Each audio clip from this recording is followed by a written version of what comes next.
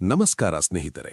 ಇವತ್ತು ನಾವು ಸಮಾಜದ ಅತ್ಯಂತ ಕರಾಳ ಮುಖದ ಬಗ್ಗೆ ಮಾತನಾಡೋಣ. ಅದೇ ಹಿಂಸೆ.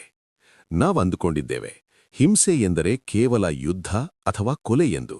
ಆದರೆ ನಿಮ್ಮ ಮಾಟು, ನಿಮ್ಮ ದ್ವೇಷ ಮತ್ತು ನಿಮ್ಮ ಅಹಂಕಾರದ ಹಿಂದೆ ಅಡಗಿರುವ ಹಿಂಸೆಯ ಬಗ್ಗೆ ನಿಮಗೆ ತಿಳಿದಿದೆಯಾ?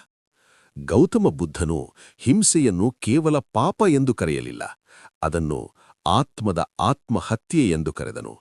ನಾವು ಹೇಗೆ ತಿಳಿಯದೆಯೇ ಕ್ರೂರ ಮೃಗಗಳಾಗುತ್ತಿದ್ದೇವೆ? ಈ ಕಟು ಸತ್ಯದ ಕಥೆ ನಿಮ್ಮನ್ನು ಬೆಚ್ಚಿಬೀಳಿಸುತ್ತದೆ. ಒಮ್ಮೆ ಬುದ್ಧನ ಮುಂದೆ ಒಬ್ಬ ಕ್ರೂರಿ ಬೇಟೆಗಾರ ನಿಂತಿದ್ದ. ಅವನು ಹೆಮ್ಮೆಯಿಂದ ಹೇಳಿದ, ಬುದ್ಧನೇ, ನಾನು ಸಾವಿರಾರು ಪ್ರಾಣಿಗಳನ್ನು ಕೊಂದಿದ್ದೇನೆ.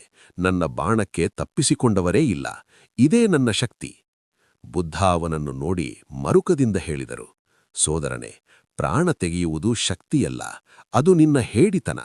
ಒಂದು ಜೀವವನ್ನು ಕೊಲ್ಲಲು ಕೇವಲ ಒಂದು ಕ್ಷಣ ಸಾಕು, ಆದರೆ ಆ ಜೀವವನ್ನು ಮರಳಿ ತರಲು ನಿನ್ನ ಇಡೀ ವಂಶಕ್ಕೆ ಸಾಧ್ಯವಿಲ್ಲ.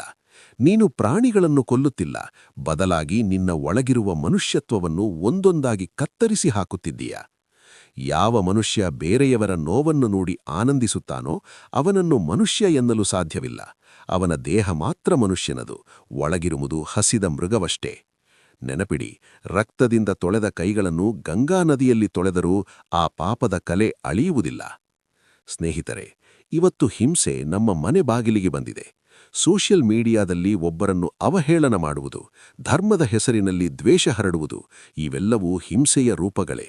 ಬುದ್ಧ ಹೇಳುತ್ತಾರೆ, ಹಿಂಸೆಯ ಹಾದಿಯಲ್ಲಿ ಗೆದ್ದವನೂ ಸಹ ಸೋತಂತೆಯೇ. ನಾವು ಮಾಂಸಾಹಾರಕ್ಕಾಗಿ ಪ್ರಾಣಿಗಳನ್ನು ಕೊಲ್ಲುತ್ತೇವೆ, ನಮ್ಮ ಅಹಂಕಾರಕ್ಕಾಗಿ ಮನುಷ್ಯರನ್ನು ನೋಯಿಸುತ್ತೇವೆ. ಈ ಕ್ರೌರ್ಯವು ನಮ್ಮ DNA ಒಳಗೆ ಸೇರಿಕೊಳ್ಳುತ್ತಿದೆ. ಹಿಂಸೆಯಿಂದ ಎಂದಿಗೂ ಶಾಂತಿ ಸ್ಥಾಪಿಸಲು ಸಾಧ್ಯವಿಲ್ಲ. ನೀವು ಇನ್ನೊಬ್ಬರಿಗೆ ನೀಡುವ ಪ್ರತಿಯೊಂದು ನೋವು ಒಂದಲ್ಲ ಒಂದು ದಿನ 100 ಪಟ್ಟಾಗಿ ನಿಮಗೇ ವಾಪಸ್ ಬರುತ್ತದೆ. ಪ್ರಕೃತಿಯ ನ್ಯಾಯದ ಮುಂದೆ ಯಾವ ಅಧಿಕಾರವೂ ನಡೆಯುವುದಿಲ್ಲ.